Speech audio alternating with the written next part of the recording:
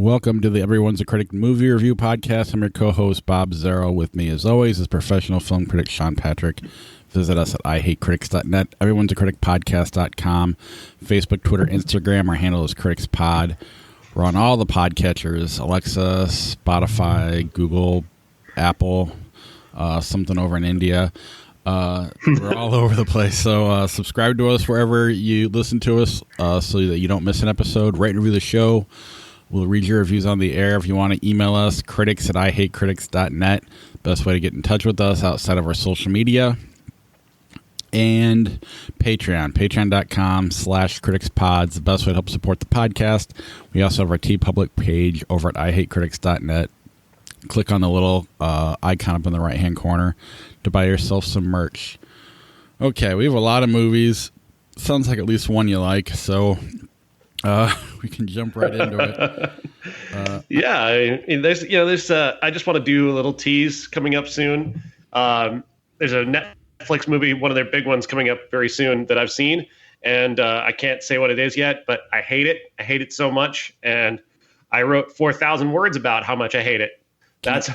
Can you release it yet, or have you have to hold on to that too? October 16th is the day everybody's gonna have to wait to see how much I hate this movie. But it's one of the higher profile ones, and I was really shocked at how bad it is. Nice.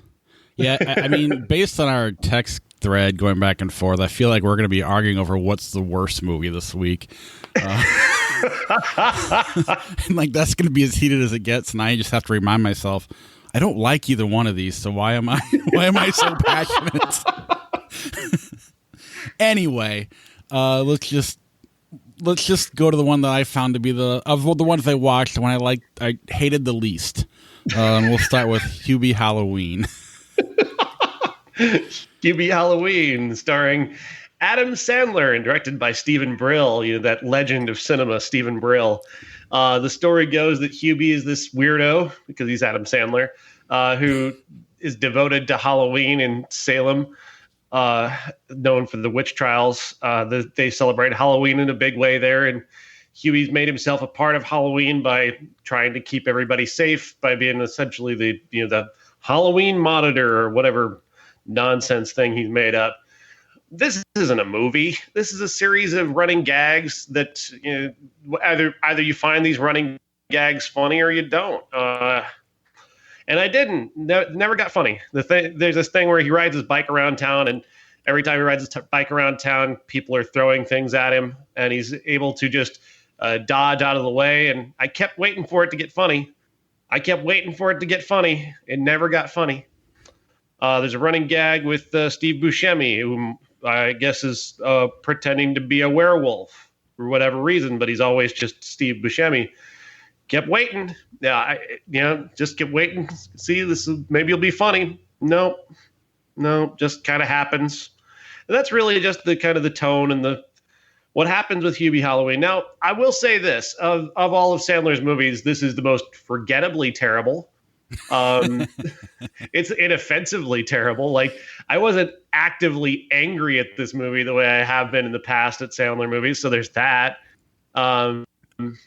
It's less racist than his usual work, so that's another plus. Beyond that, I think that's all of the praise I have for this movie, is that it's not hateful and it goes by fast enough. And I guess maybe the bar is low, obviously, and I'm watching it, and there's two lenses you watch this. You watch it straight ahead like a Sandler fan would, and neither one of us can really be that person. So part of me is watching it as if I'm watching Sean watch it. So that alone is somewhat like there's an entertainment there that that's not really the movie shouldn't get credit for that. So, but there's still, and then the fact that it's not hateful, like it sets itself up to be. And yeah. I was kind of happy that it all of a sudden, he really wasn't an idiot, even though he was an idiot. And, he ends up, no matter how poorly he's treated. I mean, it's a lame message that you see in any other, movie with heart. but it got there, and I was like, okay, cool. I'm okay with the way I'm okay with the way they got there, and it worked. Whatever. I'm never gonna watch it again. I definitely. Like, I was all ready to make a boner joke, or that was going to be the title of the podcast, but I was already, by the time that was funny for like half a second to me, only because of, I don't know, it wasn't even that funny. It was more the fact that Sean had to watch it that made it funny. The only person who needs any credit on this is whoever went t-shirt shopping for June Squibb. Yes. That person is the only person who gets any credit whatsoever. I didn't laugh at any of that because, old people, misunderstanding T-shirts or dirty phrases is just, pretty much a staple of Sandler's humor as well. But at the very least, I was impressed that somebody either came up with and made those or found them somewhere. They looked like they could have been found, which if you found those, I would be very impressed. That would make me very happy. I would laugh at that if you were able to find those shirts. If you made them, all right. Yeah, I get it. That's good. Yeah, I mean, now that we've talked about it, though, I feel like whenever you go online now, you're going to get ads for those shirts. Because they exist. Yeah, I mean, it's... There's one element of this that bordered on pissing me off a little bit, and that is there's this element at the end where it becomes about kind of meta about Sandler, about I'm just trying to make people happy, and you guys are just being mean, stupid critics. And... no, that's not what this is about. Yeah, I was too far away to pick up on that part. I mean, I see it now that you say it. Yeah. There was a part of me that was watching it like, is he making fun of all of his movies? Because what I found funny was almost how stupid it was. Not the gags themselves, but how bad they were, that it almost kind of made me laugh. And it's hard to know if that was intentional or not, because, again, we're watching it through different lenses than the audience is intended for. Right. So, I mean, I brought a lot to this to make it entertaining enough. But, I mean, it's a forgettable Sandler movie. I mean, and I don't think you've seen a lot of his Netflix stuff, but they're all kind of in this vein. I feel like it's better than the ones that he's doing up until the end there that were going to the theater. But, I mean, this is more along the lines of, like, the Big Daddy era, only maybe even less memorable than that. Well, I mean, his stuff, when the end of his theatrical run was utterly fucking miserable. Yeah. I mean, it really was, with Daddy's Boy or whatever that was. The grown-up movies are bad, yeah. And Just Go With It, all that, the vacation movies that he was making, just grown-ups, just all that was just... It was to a point where it was utterly hateful on his part that he kept subjecting people to these. Yeah. This is not that. This isn't outright disrespectful of the audience. Yeah, like what I thought was really bad about those movies you just mentioned is clearly they were having fun. They were all on vacation. They're all friends. But you did not get that sense at all in those movies. At least here you could kind of tell some of them were having fun. You're not necessarily having fun with them, but you at least can tell he was able to translate that a little better here. But again, not to the extent of like something Seth Rogen has done or whatever. But I mean, it is what it is. We've already spent way too much time on Hubie Halloween, but... Yeah. I feel like, though, when Seth Rogen and his friends get together, there's an actual intent and a purpose, and they have a point, and they actually have a good idea. Well, right, but I mean, still, when you capture that, but there's still, sometimes you capture that energy from the set that carries through. Kevin Smith does it a lot too, where that energy comes through to the movie itself, and you're feeling it with them. And there's definitely has to be an energy here because everybody's in the same. I mean, the Adam Sandler crew they've done all the movies together. They keep adding more people to it. Shaq's back, Dan Patrick. And it just, they're having a blast because they all keep coming back, but you just don't feel that energy. Maybe you're right. Maybe it's because it's such a lame setup and, juvenile that that's why it's not translating through. But either way, you're not feeling that energy. Here you felt it a little more than you have in the past, but again, you're still not feeling it like some of the artists we mentioned earlier. Okay, we can move on. In my opinion, or go ahead, you're going to say something? I just say, should we get to the truly funny movie this week? The Lie? Exactly. Okay, that's where I was going anyway.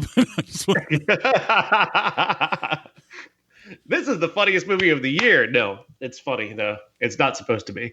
The Lie stars Peter Sarsgaard, Muriel Enos, and Joey King.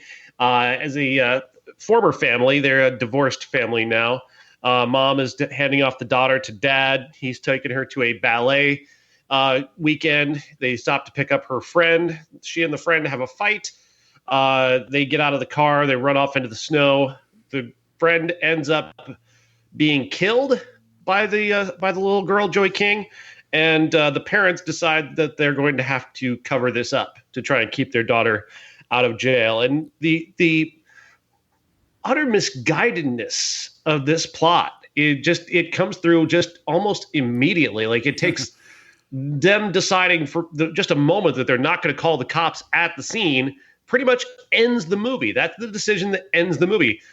Now, it doesn't have to. Like, a better movie could perhaps build something creepy or exciting or different about like a Coen Brothers probably could take a premise like that and do something with it.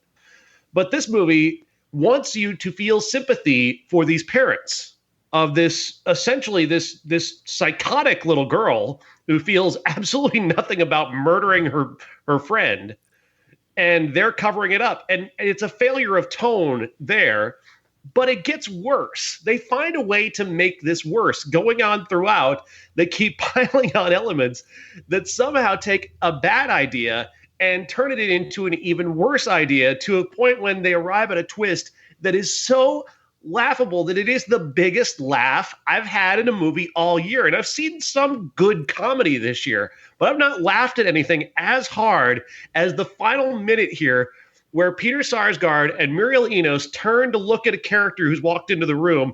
I laughed so hard at that. And you're not supposed to. You felt it coming, didn't you? Oh, I did. I just wasn't sure just how stupid it was going to be, though. To me, if you leave that twist in, then you got to call the cops at the scene. You know what I'm saying? That's the only way to make it work, because then you can at least get the paranoia going. You can get the dynamic between the former spouses and the kid, and at least you could start something there. But no, you're right. From Jump Street, they ruined the tone of this, and you just don't care. You can't. Mm-hmm. Like, there's movies where, like, you go, I would never do that. And then there's movies where nobody would ever do that. And this is a nobody would ever do it type of a scenario. Mm. And it just, from there, it just keeps going to the next person where they would never do that. Nobody would ever, it just kept snowballing from there. And to the point where it got boring. I mean, I guess I didn't laugh as much because I was more annoyed. But I get why you would. Plus, I mean, go ahead. I just felt so bad for Peter Sarsgaard and Muriel Enos, who are good actors, and you can see that they're giving all of themselves to this. And there's this poignant quality to seeing people dedicate so much talent to something so very, very stupid, and something that is just clearly not working. And we know it's not working, and they don't really know it. And there's just this pathetic quality to this movie that I'm just like, oh, Peter, no. You're good. You're better. Don't do that. Don't. Oh no. I just felt so sorry for them they're putting in such amazing effort. You can see just how hard they're working, especially at the end. Yeah. And it's all for nothing.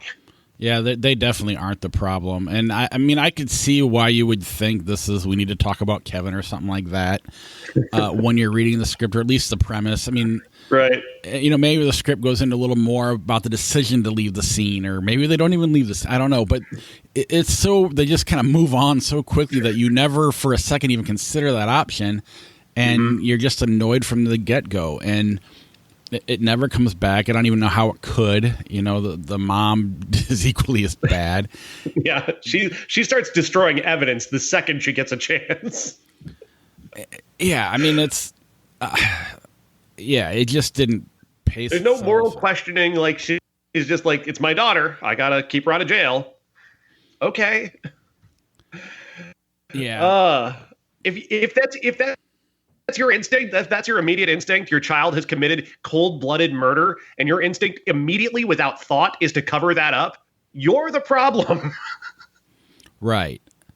And I mean, even if that's your instinct, but you don't act on it. I mean, I could see that being the instinct, but there should at least be having a conversation about it. Right. I understand the conversation. Yes. I don't understand how, but then when it goes to actually executing the wrong idea.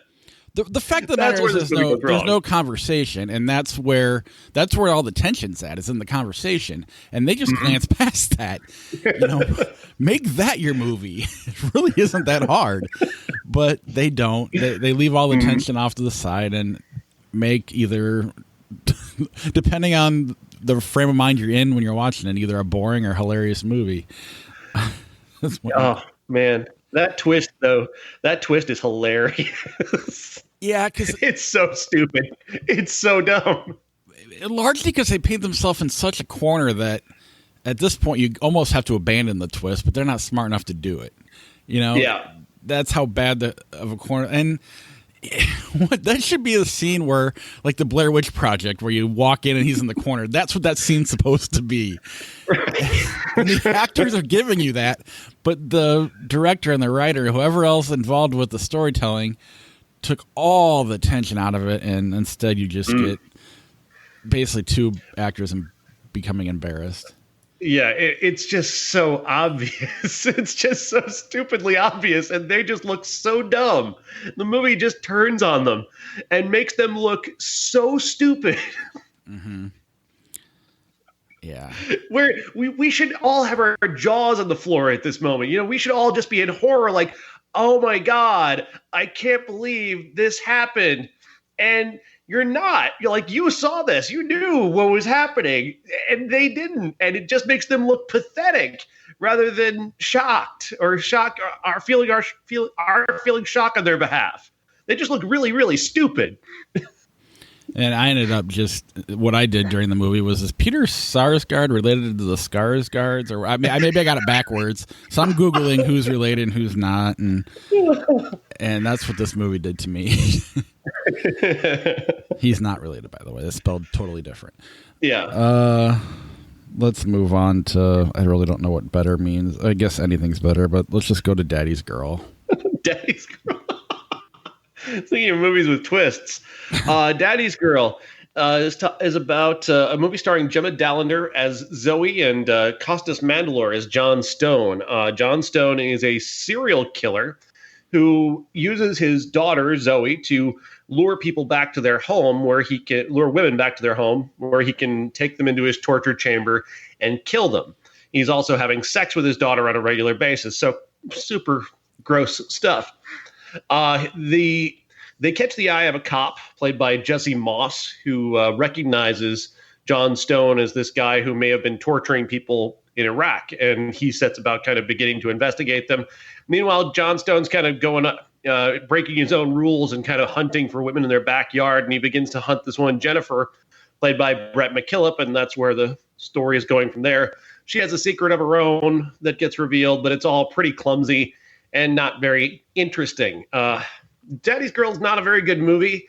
It's got some interesting elements. It's got some interesting stylistic choices, but there's just not really much there. There's nothing really exciting about this presentation of it. Costas Mandylor is not a very interesting villain. He's not a very interesting actor to begin with.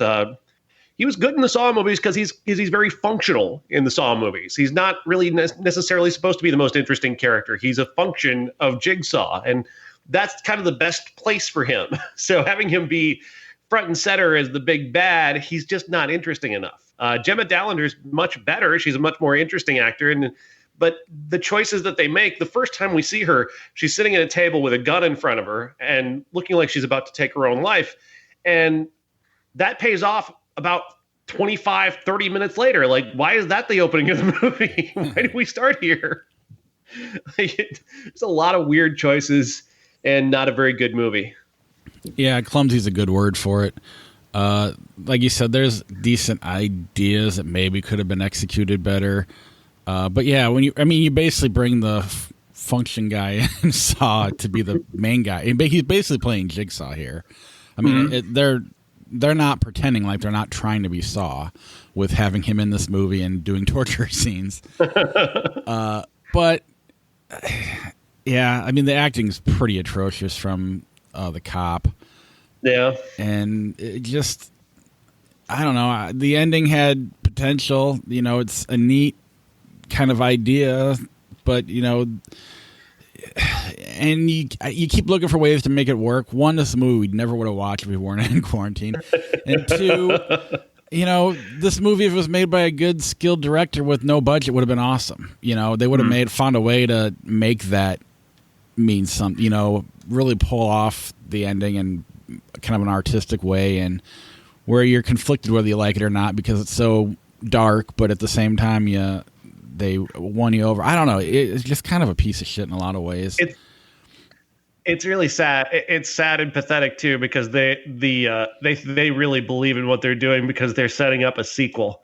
They take the ending and they use the ending to set up a sequel, and it's like, oh no, honey, that's never gonna happen. You're never gonna have a sequel. Yeah, I mean, this is something like an early Abel Ferrara movie could have possibly pulled off. I would have liked to seen that potentially. You know, I hesitate after Kings of New York or whatever. Right. But still, I mean, I could see a Miss 45 coming out of something like this, or, you know, with that kind of style into this movie would have been something to see.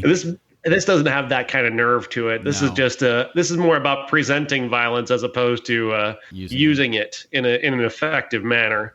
Yep.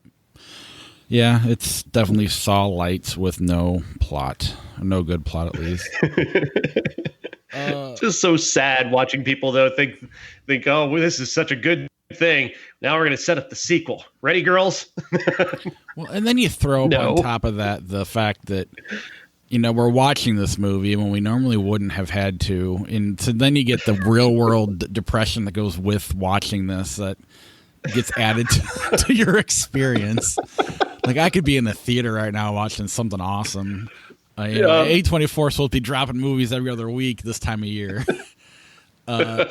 Instead, we're stuck with the horror movies that we have to watch here and there. And we still haven't watched First Cow. I mean, it's available. I keep flirting with hitting rent. I mean, at least it's been available every week, but I hate wasting time. I don't think it's a waste of time, but I mean, for the podcast, I want to get as much in as possible. And I didn't get two of the next three in, and it sounds like I'm going to regret one of them, but probably not this one, Cagefighter. Cagefighter stars an actual MMA guy whose name escapes me, but also John Moxley from AEW, the former Dean Ambrose from the WWE. He plays the big bad guy in this movie. But he's where do I begin with Cagefighter? This isn't a movie.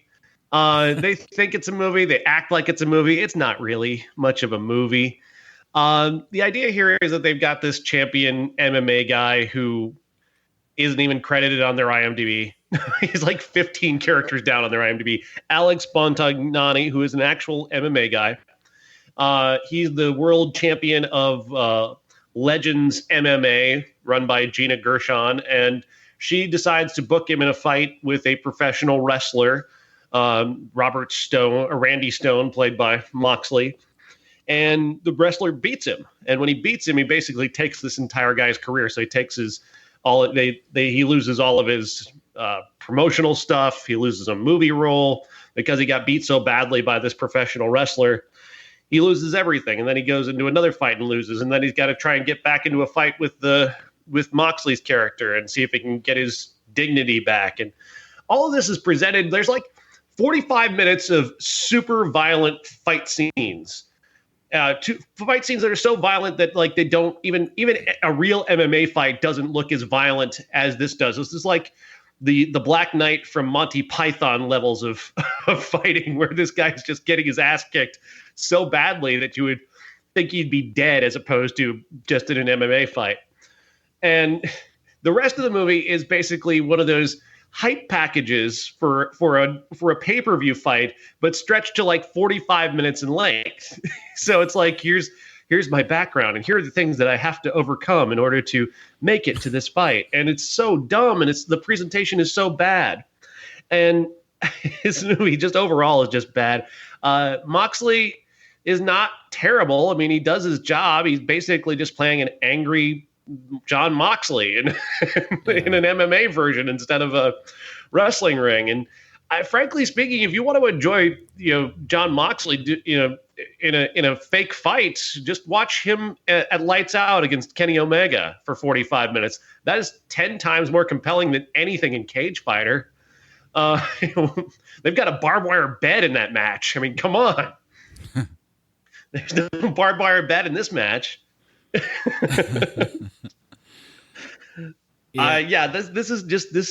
isn't any good at all, and really not worth anybody's time. Yeah, I read your review and I figured that was enough. I mean, I was mildly curious just because John Moxley was in it. But at the same time, not that curious. And when basically, I think one of the lines you had was, "If you've seen a movie, you know how where this goes." So I was kind of like, "Oh, I've seen a movie, so I'm good."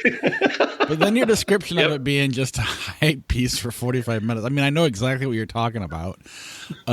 So it's.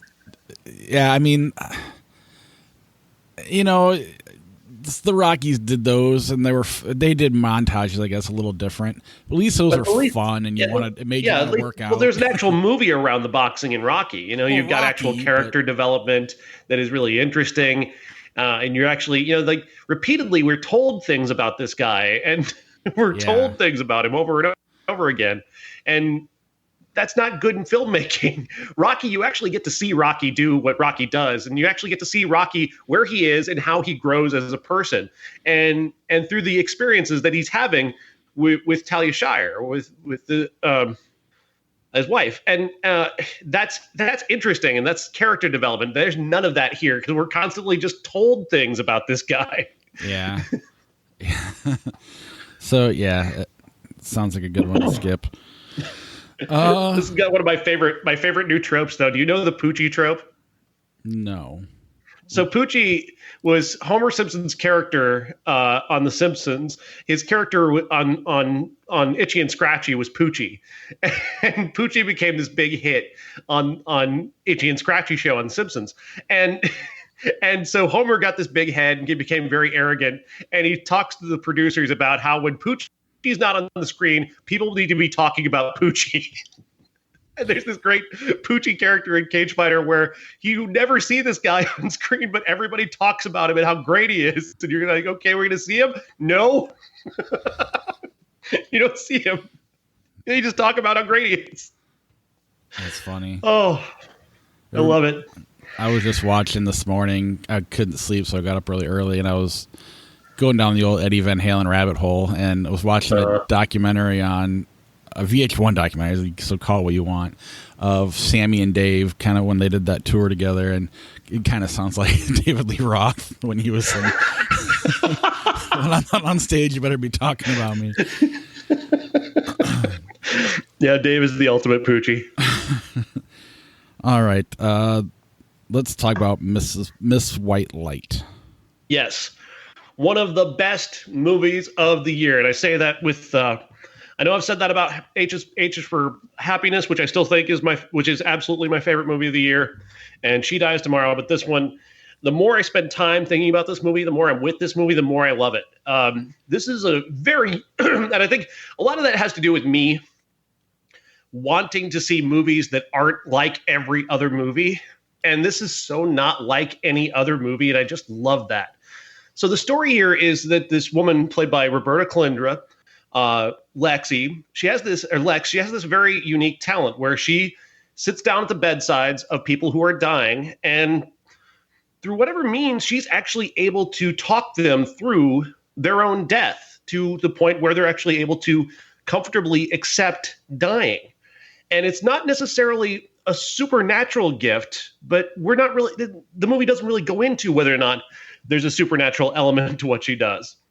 But it's really interesting. But she's she's really such a unique character. She's so not comforting in any other aspect of her life. Like, she can comfort dead people, but then immediately after, she turns into like Sheldon from the Big Bang Theory levels of uncomfortable around people because she hates the family of dead people.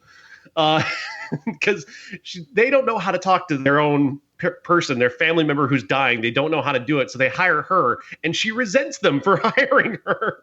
But at the same time, she's committed to helping these people because she knows what she does has value in helping people accept death. So the story takes a turn when she meets this character played by Judith Light, who is this woman dying of cancer who doesn't appear to need any help. She's this very rich woman who's hired pretty much anybody who's in the field of life after death to come visit her regularly and just talk to her so she can just kind of like a death tourism bureau. Like, she's just kind of exploring the various different aspects of death. And it just drives Lex crazy that this woman doesn't have the kinds of traits that a dying person usually has that she can actually help people with. And that dynamic is wonderful. And she's introduced into that dynamic this psychic who he knows he's a fraud. Lex knows he's a fraud. Judith Light knows he's a fraud. And Judith Light and he are just okay. They're friendly about it. And they're having a wonderful conversation. It is driving Lex crazy. And Roberta Colindra is so great at being frustrated by these characters around her. She's so funny doing it. These scenes that they have, I'm talking about it like a broad comedy, but it's not a broad comedy because they also take death very seriously. Like, there's a lot of gravity to death. And when death does arrive, the couple times that it does, it's taken very seriously, and the tragedy is really felt. And I just love that this movie is so smart and so adept at transitioning from a very light comic tone to a very serious examination of sadness and grief. It's so wonderful, just so well directed. And there's so many great directorial touches, like a film language to this that is really, really fantastic. There's this wonderful scene where the psychic Spencer and Lex are standing in a hallway, and it looks like they're going to start on a new type of friendship. Like, they've come to a new understanding. The camera pulls back, and we see people run past them, and there's a tragedy unfolding with one of the other characters. And Lex pushes past the camera follows her, stops at another character, turns around, she walks out of the room, and you get this perfect shot. Spencer in the distance, another one of our characters in the forefront, and this tragedy unfolding next to him. And it's just this perfect cinematic moment. It's maybe my favorite moment of any movie in terms of direction this year. I love this movie. Picked the perfect week to watch it too, with Hubie, The Lie, Daddy's Girl, Cagefighter, and even the next movie we're going to talk about, because like they all kind of are derivatives of other movies. So true. So that definitely. I wish I would have watched this. I forgot about it, and then I was reading through our text conversation, and I saw it. I'm like, oh shit, I don't have time. Well, I had time, but I don't. At like 11 o'clock at night, if I'm laying in bed watching this on my phone, I'm going to try to watch the free stuff. No offense. I don't want to. Yeah. Pay for something you fall asleep to. Right. Not that it's that big of a deal, but still. This next movie I started, turned off. You kind of made a comment, so I started it again. American Pie, Girls Rule. American Pie presents Girls Rules. Correct. My fault. Because this is, I was told that this was supposed to be canon, but I don't know if it's canon now. It might have been taken out of the canon now. We're back to essentially with the original premise, but gender flipped. So we've got 4 female characters, all of them trying to have sex or have had sex, and conversations about sex. And yeah, it's basically the first movie, but with girls. Can I say this though? And this is going to sound like the most sexist thing in the whole world, but the girls in the original American Pie had better character arcs than the males in this movie did. You know what I'm saying? At least, they kind of mattered in that movie. Here, they're just kind of, they're what really the American Pie presents Naked Mile or Band Camp. They're kind of the equivalent of the girls in those movies.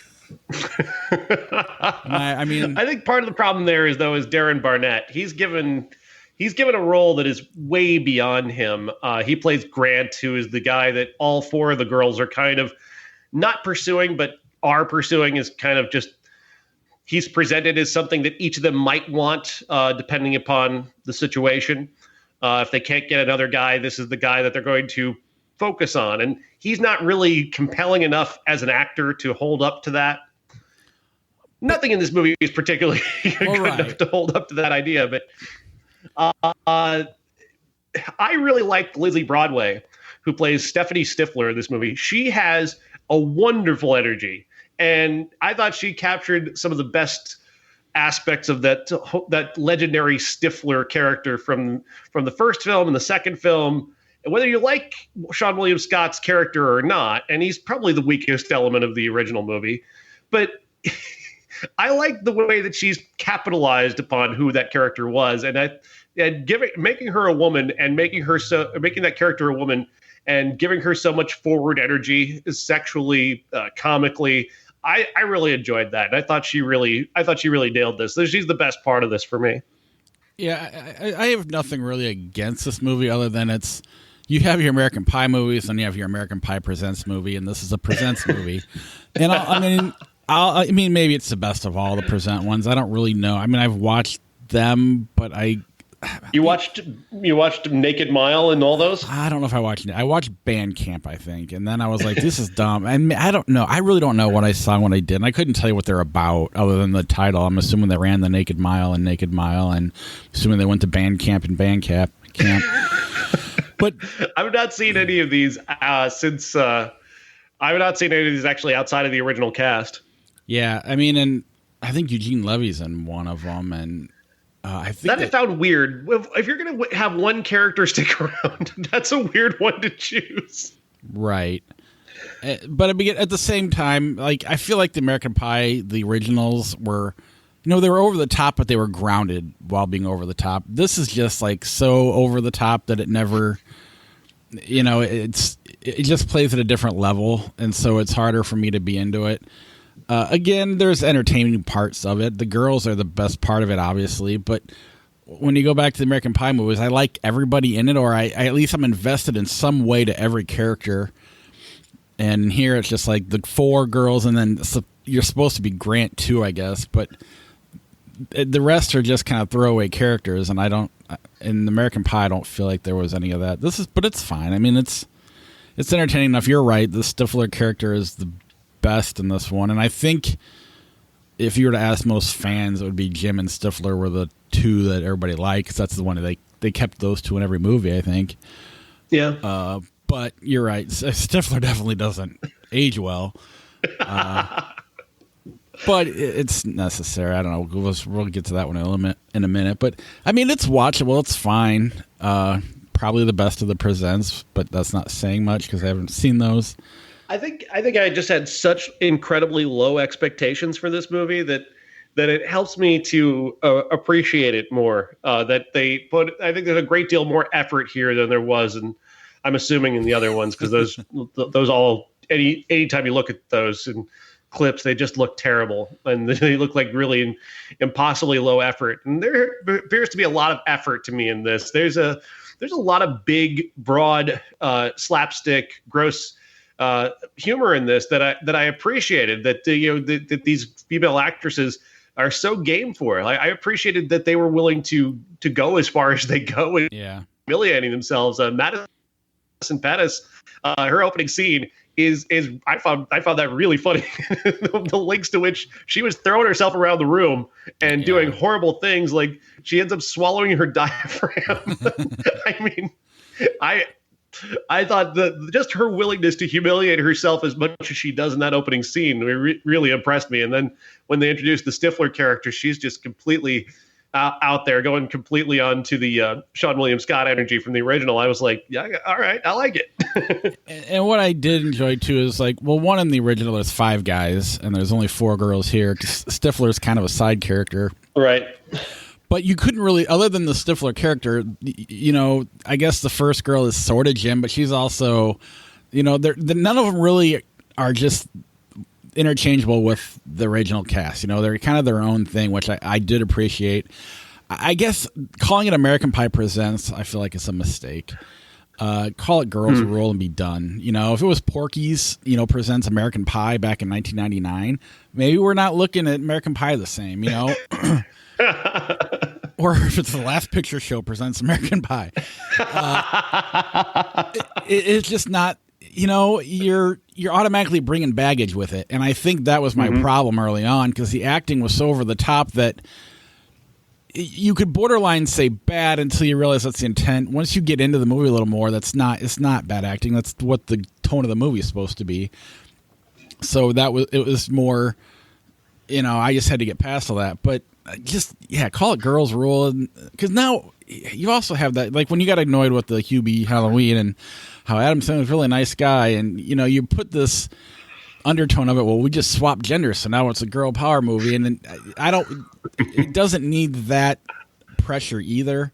I mean, it's an American Pie Presents movie, for God's sake. So, just make a fun movie and call it Girls Rule and leave the American Pie crap out of it. And I think it would have played better. Maybe I'm wrong, but I don't know. For me, at least. Yeah. Anything else on American Pie Presents Girls Rule? It should have been a lot worse than it is, and I think that's affecting my positive take. Sounds like my opinion of Hubie Halloween. All right. I'm hitting the button and nothing is playing. Let's see. Try this. Ladies and gentlemen, this is the main event for the linear, legitimate, and universally recognized, undisputed classic American Pie. And this is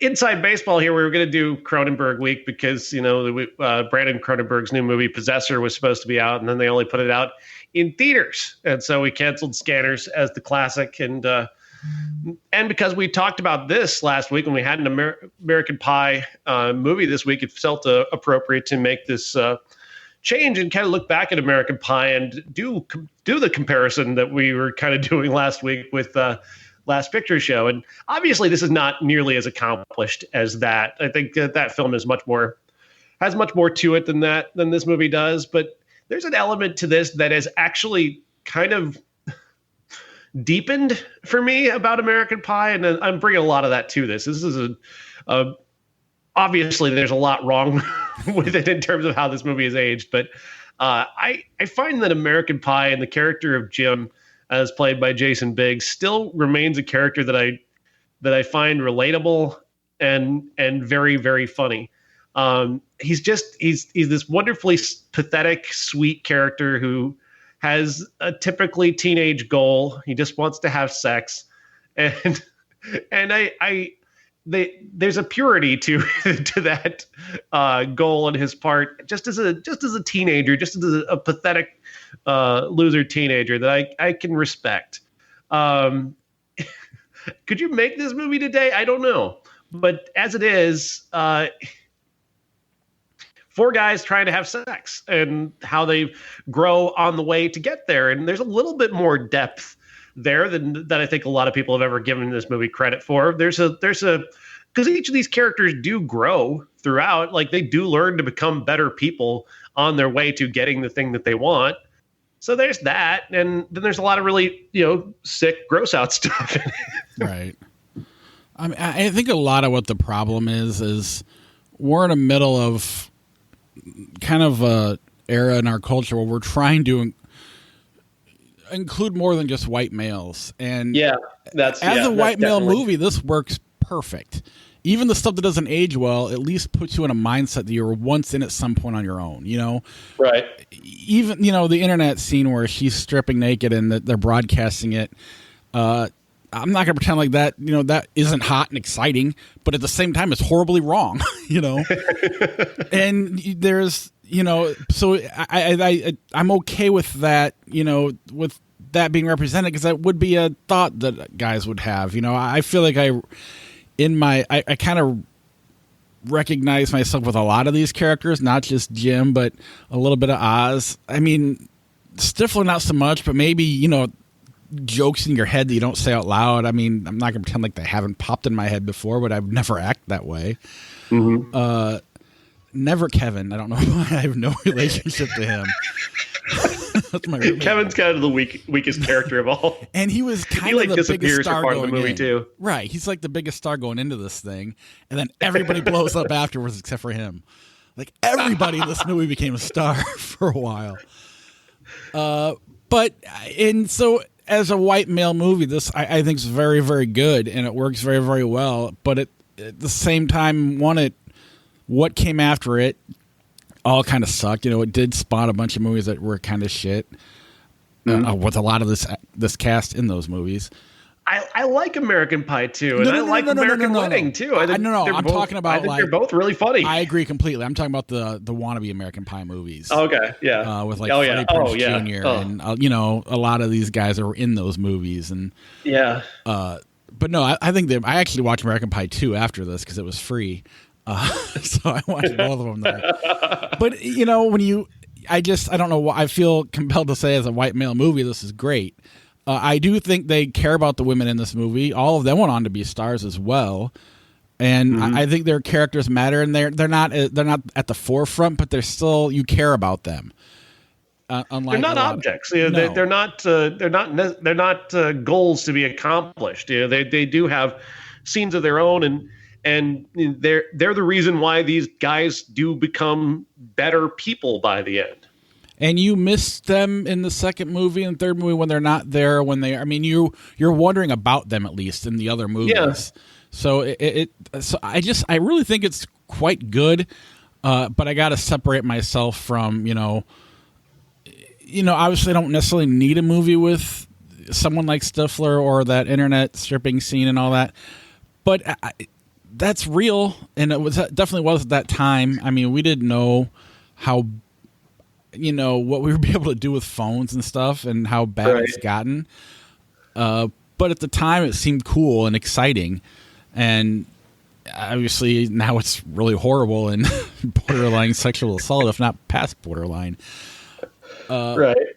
At the time though, I mean, our model for this type of thing, like Revenge of the Nerds, they put a camera in the girls' bedrooms there in that movie, and it's not to justify either one. They're both essentially sexual violations, but at the time it seemed innocent at the time because we were the ones in charge, right?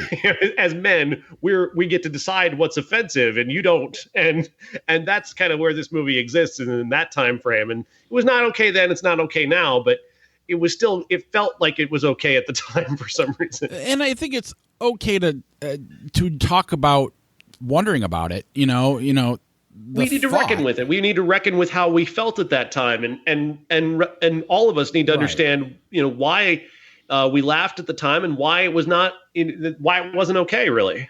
Right, and that's why I'm okay with it. You can have the two thoughts where you're laughed at this and it was funny to you, and also come around and understand why it was wrong. And whether the movie understands that or not, obviously it probably doesn't, but we can grow as people and come to understand that.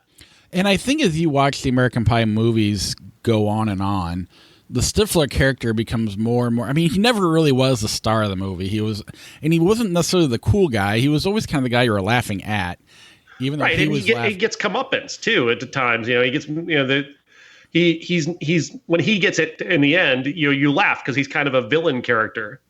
Right, and it gets worse and worse throughout the series of movies, and so I mean, I don't know. I really enjoyed it way more than I thought I would, and I mean, I watched it. It literally was American Pie Girls Rule, American Pie 2, and you could tell they were making a blockbuster. I don't know how they knew, but you had hit songs, and maybe they weren't hits before they made the movie, but literally every song in this movie became a hit. You had a cast of characters that you cared about. They all went on to become stars. In the second one as well, it's really you could tell there was care. They were making the next movie to be a trendsetter, and they accomplished that then, and I think it deserves it. And Judd Apatow came out later on, and he's changed the trend again.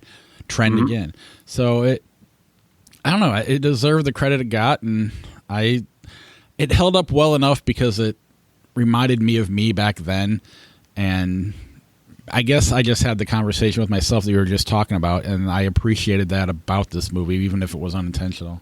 Mm-hmm. Anything else on American Pie?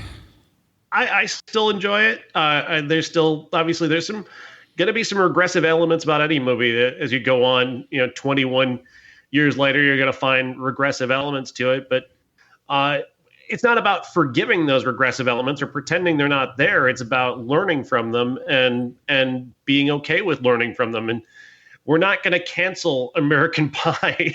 It's not going to get canceled. And these people who worry about, if you talk about that scene and you're critical of it, you're canceling the movie. No, we're learning from it. We're learning from what we were and growing to where we are and getting better. Yeah, I mean, we talked about it last week, but cancel culture is so bullshit. It's everybody who cancels something, they're canceling it individually, Yeah. So, you're allowed to do that. You're allowed to not like this movie. Guess what? Yeah. You're allowed to look at American Pie and be offended by it and not enjoy it, and that's fine. It's not canceled. And it's so frustrating. These people who talk about cancel culture can't hold two thoughts in their head at the same time. Did you watch Bill Burr's opening monologue? I did not. I've heard things about it, and I'm just avoiding it because I just don't even want to bother. I mean, he's a comedian, so I want to give him the benefit of the doubt by joking, but it's just kind of like, yeah, but that's not real. I mean, you're not going anywhere. He's saying this on national television, and is going to go tweet about it to his 4 million followers. But he's canceled. Oh, I got canceled because I talked about women. Oh my God! So stupid. It's just so dumb. Yeah, it's. American Pie is not canceled. And if you tell me, you couldn't make an American Pie movie today, well, they just did, and it's funny. And I think you could maybe it wouldn't be the exact same, but this movie could still exist. I don't want to see it at the moment because I'm sick of, we just kind of talked about it earlier. I mean, we've had The Hangover later on, and I don't need it. I'm starting to feel uncomfortable with white guy comedies. I just want something else for a while. Let us go away for 10, 20 years. Then maybe you can do it again. That's more than anything what's the worst thing. We were talking before about the sameness, the way that movies are all so very much the same. And the reason that is because for decade upon decade, every movie came from the perspective of a white man in his 30s, 40s, 50s, controlling every single narrative from the screenplay to the direction. That breeds sameness. And sometimes things get outside of that. And even a white guy can have a different idea and be unique, like Ari Aster. Very unique ideas, exploring very unique aspects of society through female characters, through male characters, just through telling a good story. Because he doesn't give a fuck about any of that other shit. And anybody can tell a good story, but when you have this overarching thing where every movie is made by a white guy, you're going to breed the kind of sameness that drives me insane and makes for a lot of really terrible movies. Yeah. And when this came out, it hadn't happened in a while. The 80s kind of ran that Porky's thing into the ground, and the 90s went away from it. And then at the end, they came out with this, and it brought it back for a while. Mm-hmm. And so you just need a break. And I haven't gotten farther enough away from this that I can still go back to this one and be fine. But I just need a break before we get before Todd Phillips can do another good comedy or whatever. Go do your Joker stuff. That's, you evolve too. Mm-hmm. I don't need it right now because I'm sick of it. I need to breathe a little bit. All right. If I never hear another white guy tell me on national television how they're not allowed to say the things that they are saying on national television. While they're saying it. you're literally fucking saying it. Oh, man. All right. 1990. You watched Welcome Home, Roxy Carmichael? Yes. Winona Ryder stars alongside Jeff Daniels in the story of a small town in Indiana that has one celebrity by the name of Roxy Carmichael, and they have tailored their entire town around Roxy with various different things dedicated to her house in town is a historic landmark. She is the Poochie of this universe. When she's off screen, everybody has to talk about her, and she's never on screen. We never actually meet Roxy in the entire movie. Spoiler alert. But everybody is constantly talking about Roxy. She is the ultimate Poochie. She's coming home for a celebration of her, and it's been 15 years since she's been there, and she's become very, very famous for a reason that absolutely makes no sense. The idea that Jeff Daniels explains is that she was the subject of a very popular song, and the singer of the song became this massive rock star and gave her the song, and the song made her rich, and also their love story became like this national obsession that made her a celebrity. So she's not a movie star. She's not a singer. She doesn't really have any talents. She kind of actually presages the whole reality TV thing, really, when you think about it. But so Roxy's coming home. She's been gone for 15 years. When she left, she'd had a baby with Jeff Daniels and left the baby behind, and Jeff Daniels gave the baby up. And this character played by Winona Ryder, Dinky, believes that she is that baby because she was adopted and brought back to this town and was living in this town for the past 15 years. She thinks she's that baby. She's convinced of it. And throughout, she's just kind of dealing with her. She's a very weird character. She's kind of goth, but not. She's got a boyfriend, but not. She's just kind of got a lot of very odd energies, get a very conflict with her parents and so on. And she thinks that her entire life is built up to this. And that's basically where everybody is kind of defined in this movie by their relationship to Roxy and what Roxy represents and what is missing in their life, which is an interesting idea, but the movie really is too surface level to really get in and explore that idea with anybody other than Dinky. And they keep presenting all these characters, like Dinah Manoff is in this movie, and she plays a character who was Roxy's best friend, and she has no plot at all other than she's angry that Roxy's coming back, and she might be gay. There's this whole running thread that really has no purpose, but she's maybe sleeping with her friend in town, and she may have had a sexual relationship with Roxy in the past, and they don't ever comment on it at all. Specifically, they just hint at it, and you're kind of left to wonder why it's there, and then it goes unresolved in the end. This is a weird movie with so many weird elements, too. There's this character who's a guidance counselor who takes a liking to Dinky, wants to be there for her, and is the one person in the movie who everybody else is like a bully to her, aside from maybe her dad, who's just more of he's just kind of absent and kind of absent-minded. He's a good guy who loves his daughter, but not there.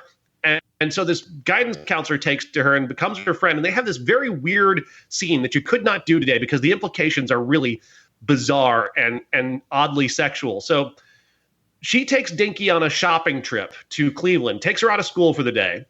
So here you have a completely unrelated person from school, an older woman taking a younger woman from school with no permission to go shopping. And they go shopping and they're changing in the same change room. And Dinky just takes her clothes off in front of her and asks her if she likes her boobs. And the woman goes, "Yes, you have wonderful boobs." And they go on, and that's it. That's all that happens. But there's this weird tension in the scene that is not commented upon. And that happens, like I said, with the Dinah Manoff character. And then you have this scene, and nobody actually says anything.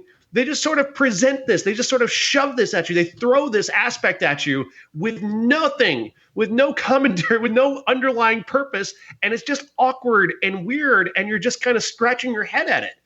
And it makes the movie weirdly fascinating, at the same time a complete failure, because this movie doesn't really have any kind of purpose in the end. Is it a parody at all? Because it's made by Jim Abrams, right? No, there's no parody aspect at all. Yes, it is one of the American airplane guys, yes, Abrams. But no, there's no element of parody whatsoever. Huh. Yeah, I thought about watching this one, but American Pie 2 was free. I don't know what to make. Am I crazy? That's a crazy thing that happens between her and the guidance counselor, right? Well, yeah. I agree. In real life, she's kidnapped this girl, and this girl is showing her breasts, and she's just kind of like, whatever.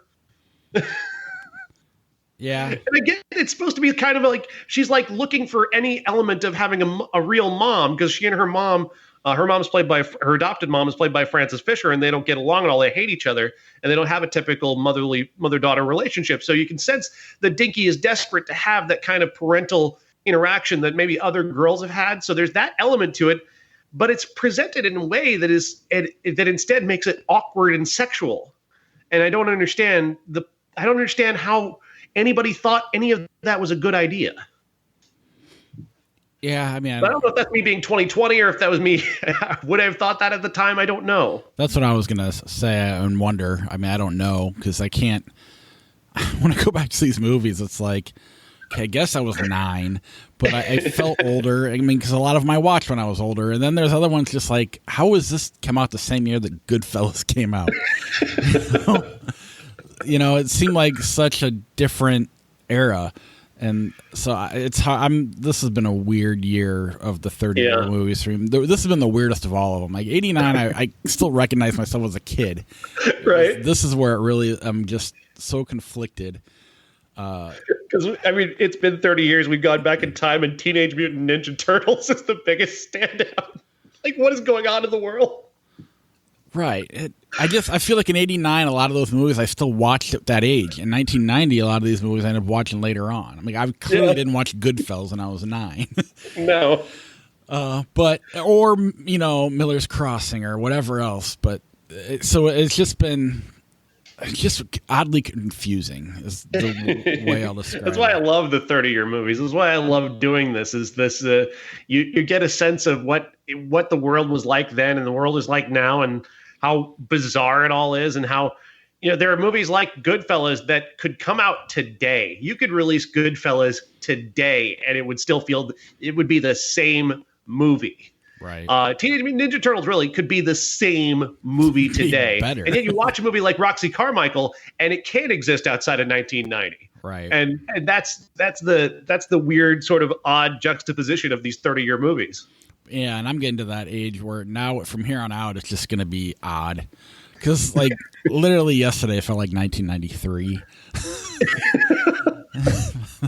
So I don't realize it's only 12. I felt like I was older, but anyway. What else came out this week? Oddly enough, I'd imagine you didn't watch this. I didn't. Troll 2. I figured we'd do a big thing on Troll 2, and I just avoided it. So have you never seen it, or have you seen it? I've seen it. I mean, and I saw the documentary about it, and but I mean, yeah, okay, it's the best, worst movie ever. That's fine. I don't know. The documentary kind of stands out more to me than the movie because of how much the director didn't realize it was bad, and I almost felt bad for him when everybody was like, they're literally doing this convention where they're making fun of the movie, and he's thinking they're celebrating it. Yeah, he's not like Tommy Wiseau, where Tommy has the self-awareness to kind of shift. Oh yes, I intended comedy. Yes, that's what I meant. This guy does not have that. Right, and it makes it less fun. I don't know. He really thought he was making a work of art, and it's just more. You feel bad for the guy when they're making fun of it. But I mean, yeah, it's bad, and then you also throw in the fact that it came out in 1990. That just throws me for a loop too. It's like this looks like it came out in the 70s. No shit. And I kind of thought it came out in like the early 80s or something like that. Yeah, because it's the whole production looks so old. It looks so much older than 1990. Everything down to the character design. I mean, just the actual like the dressing of the characters feels older than 1990. And I mean, I just watched, like I said, I just watched Rocky Carmichael, and that the fashion there isn't very 1990, but it feels like of that moment. Whereas the fashion in this movie that came out in the same year feels like it's about 10 years behind that. Yeah. And I don't understand how this is why are they trolls? And that everybody's been down that that rabbit hole about why it's called Trolls, but they're set. It's about goblins. I don't know. Yeah, I don't know. The Hot Spot, the Dennis Hopper film that helped. I did not get to that one. You've seen it though, right? Or have I? I mean, don't remember. This kind of got me through my teenage years. My crush on Jennifer Connelly. Oh, okay, You've definitely okay. seen clips. Yeah. I'm sure you've seen clips of it. Yeah. My Mr. Skin that expired a long time ago. But when you had it. I'm sure it's still up there as a go-to clip. I imagine, yeah. Memphis Belle, Mr. Destiny, and To Sleep with Anger. I know I've seen Mr. Destiny because my dad was always... That's kind of a dad movie. It does seem like a dad movie. What's the premise of that one? It's basically It's a Wonderful Life set over baseball and Jim Belushi instead of Jimmy Stewart. He basically he gets to relive what life would be like if he hit the game-winning home run as a kid. So they kind of replay his life. I don't really remember it. This is from going off of reading the premise. Yeah. My dad, I remember being on when I was a kid. A lot of the Jim Belushi movies were on when I was a kid. But I don't. Yeah, it sounds kind of dumb. Especially when you think. Memphis Belle is a World War II movie, I believe, with Matthew Modine. But it's been 30 years since I've seen it. Yeah, and To Sleep with Anger stars Danny Glover. And if it was good, I'm sure I would have heard about it before, being that it stars Danny Glover, and I like Danny Glover. Next week, we got Totally Under Control, a movie Sean has seen. Possessors, another movie Sean has seen. Yep. Shithouse, The Trial of the Chicago 7, and Clouds. That's Disney Plus, you said? Yes, that'll be on Disney Plus. I don't know what it is, though. We're going to attempt to do Scanners again as our classic, especially since I've seen it already. And then 1990, we have Reversal of Fortune, The Night of the Living Dead remake, Quigley Down Under, and White Palace. I have a funny Quigley Down Under story.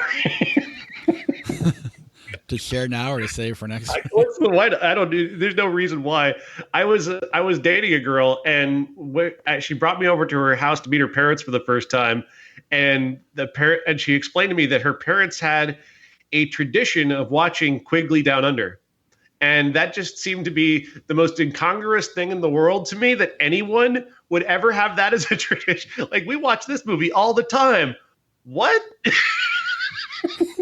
What this? Why this? What? Yeah, we're going to watch it right now. Okay. Let's watch Quigley Down Under. Yeah.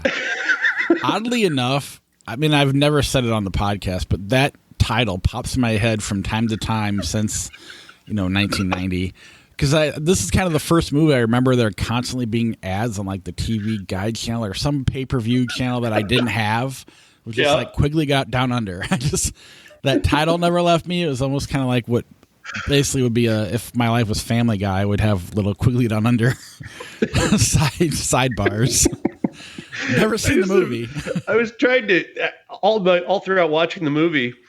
I just kept trying to headcanon how this became was your dad dying or something, and this was the one movie that gave him comfort, and then he survived, and because he survived, they now watch Quigley Down Under regularly.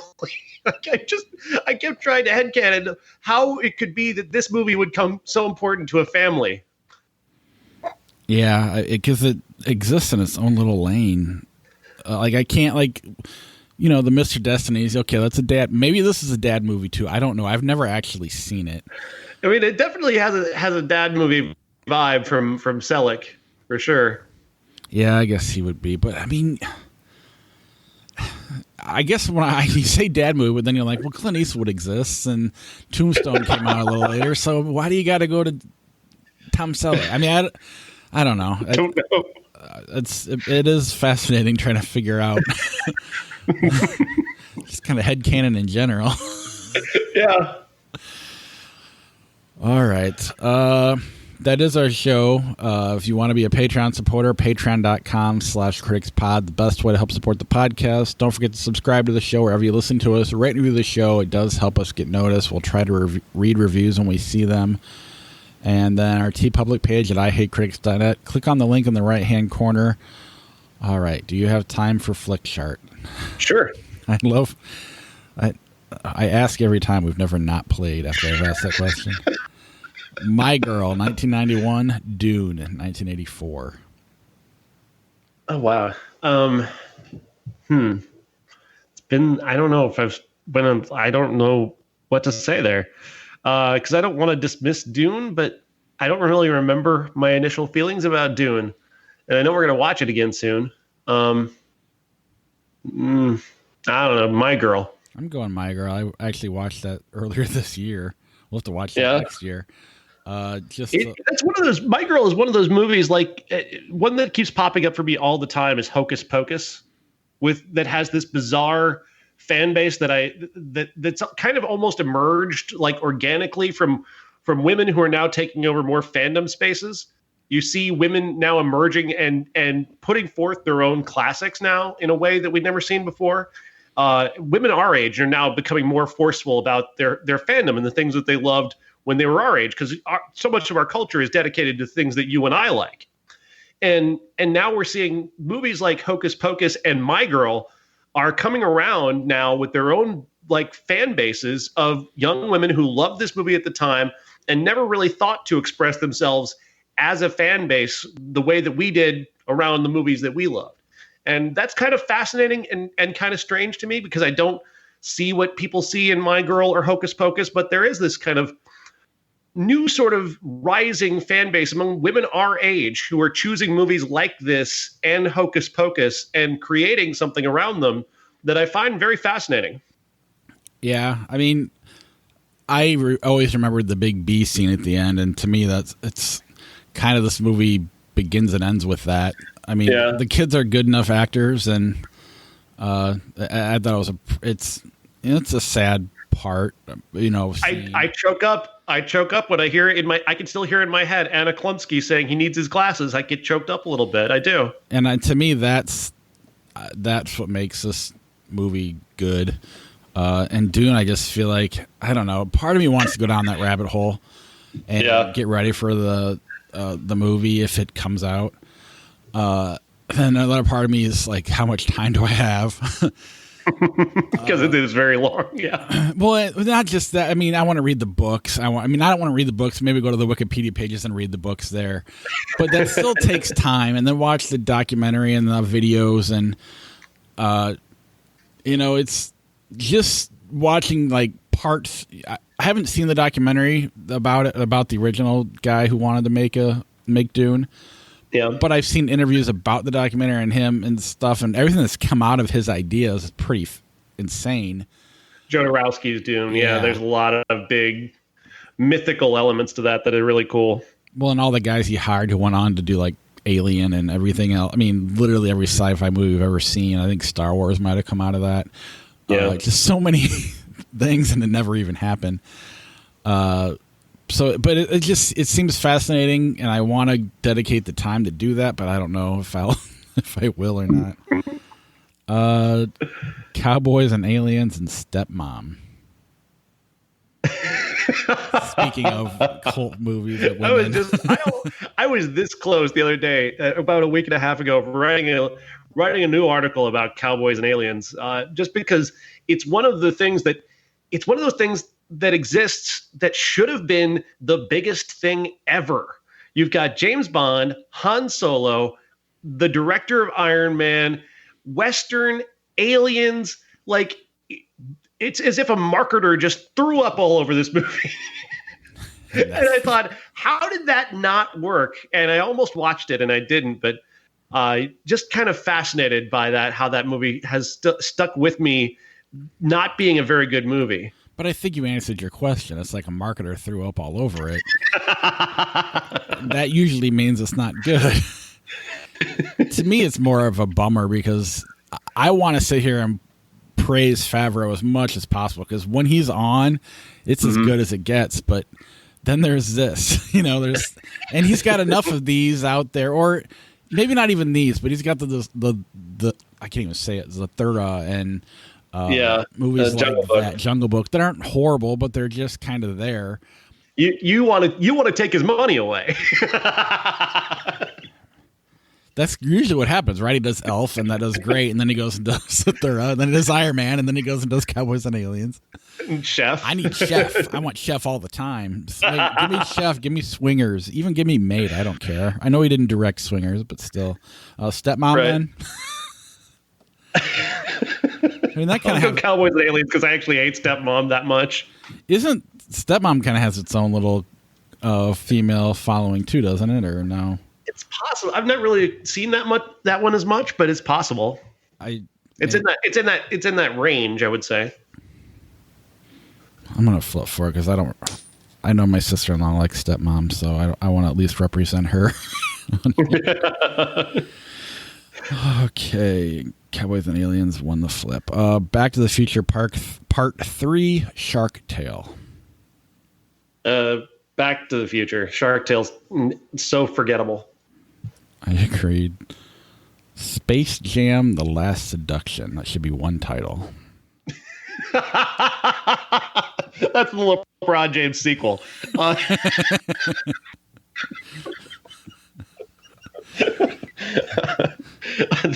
The Last Seduction. Okay, I don't remember that one. I mean, I've seen it, but it's been a long time. It's good. It's very, very good.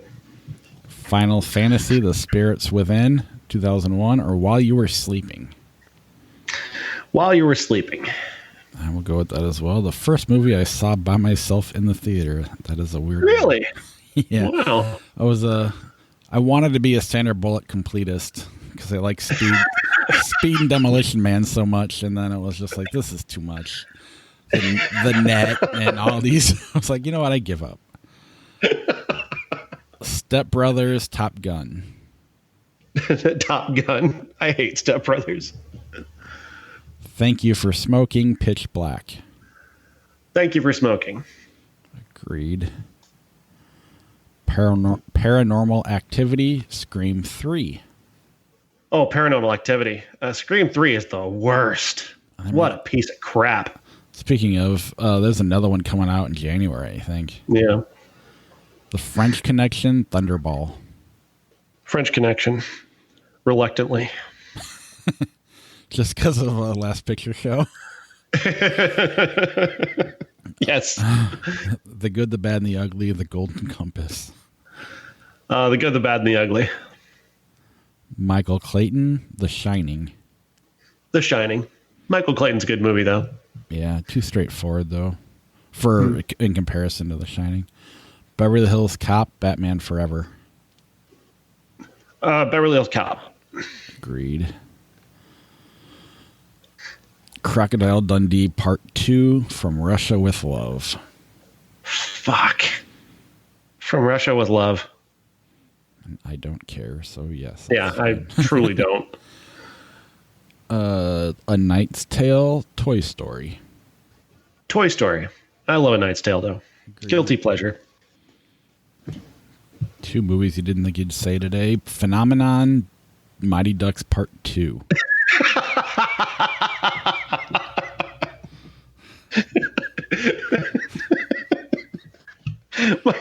Mighty Ducks 2. Phenomenon is just so weepy. Travolta at his worst. Yeah, thank you, Tarantino. Big Hero 6, White Men Can't Jump. Big Hero 6 for me. Although I appreciate White Men Can't Jump. I think Big Hero 6 I talked about before is an underrated movie. When we watched it initially, I don't think we liked it as much, but I think it has grown over time. Yeah. My kids have liked it more, and I've kind of come to appreciate it more as well. I agree. Mission Impossible 3, Run Lola Run. Run Lola Run, but I'm a fan of Mission Impossible 3. Agreed. Rambo, First Blood Part 2, Spartacus. Spartacus. It's hard for me because Rambo Part 2 is a ton of fun, but Spartacus is a better movie. The Muppet Movie, Child's Play. The Muppet Movie. Oh, that could be its own title as well. Clash of the Titans, 2010. Nowhere, 1997. I don't know what that is. Yeah, I don't recognize Nowhere. Okay, Zombieland, 2009. Clash of the Titans, 2010. Easy enough. Zombieland. Agreed. Black Sheep, 1996. Beetlejuice, 1988. Beetlejuice. Yep. The Hunger Games, Catching Fire, Chinatown. Chinatown. But that's no reflection on Hunger Games. No. Mimic, 1997. This is not a movie. You remember the Emmanuel movies? Oh, God, yes. One of those. I'm ashamed to say how many Emmanuel movies I've seen. I don't know if I ever actually... I watched her go to space once. That was the one. It was Emmanuel in space versus Mimic. But we're not gonna use that. If a Red Shoe Diary movie pops up, we're not counting that either. Mimic versus Orange County. Orange County. Ray, Hard Rain. Ray. Babylon 5, The Legend of the Rangers. That's not a movie, is it? No. All right. Mercury Rising. That's not a movie, is it? Love Actually. Mercury Rising versus Love Actually. Love Actually. Triple X, Primal Fear with Richard Gere. Primal Fear. The American President, 101 Dalmatians, 1996. The American President. That's kind of the ultimate dad movie right there. The Man with the Golden Gun, Black Snake Moan. Black Snake Moan.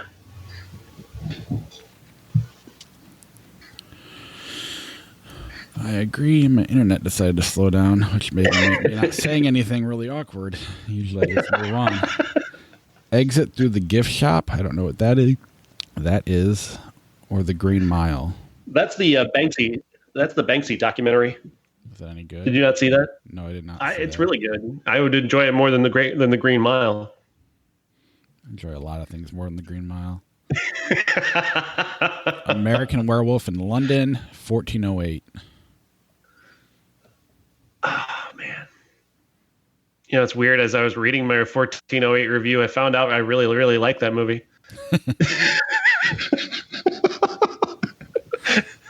The way to turn off my phone's protector, the password is 1408, only because I can remember it because of the movie. I don't necessarily love the movie or not. I don't remember it that much. I'd have to go back and read a review to know if I do or not. But it's just, I don't know. It was a random 4 digits that I could remember that I hadn't used before. My kids memorized. So yeah, my brother's like, why the hell did you use that? But I'm going to go 1408. I'm going to go American Werewolf in London just due to the status it has. But you win the coin toss. Heaven Can Wait, Mad Max. Heaven Can Wait. I agree. Scott Pilgrim versus the World, Karate Kid Part 3. Scott Pilgrim. Agreed. The Little Mermaid, about a boy. About a boy. I have to flip. I know it's sacrilege, but I have a soft spot for Little Mermaid. You win again. Event Horizon, Harry Potter and the Prisoner of Azkaban. Harry Potter. I'll just go with you. I need to rewatch it. It's not fair to pick it just out of spite. The Fountain, Oasis of Zombies. Never heard of Oasis of Zombies. Hell of a title, though. Super 8 or The Fountain. Super 8. Adventureland, Eastern Promises. That's tough. That's a tough one. Yeah. Man, I like both of those movies a lot for very different reasons, obviously. Hopefully. Man, I don't know what to say about that. Honestly, I really don't. Because I could pick either one of those movies and be very happy. I could watch either one right now. And yeah, I guess for me, because I tend to go dark first before I go happy, I usually would probably go Eastern Promises. But you're right; they're both phenomenal movies. Flip the coin, then we'll split on it and let the coin decide. Eastern Promises, The Maltese Falcon, Casablanca. No, Casablanca.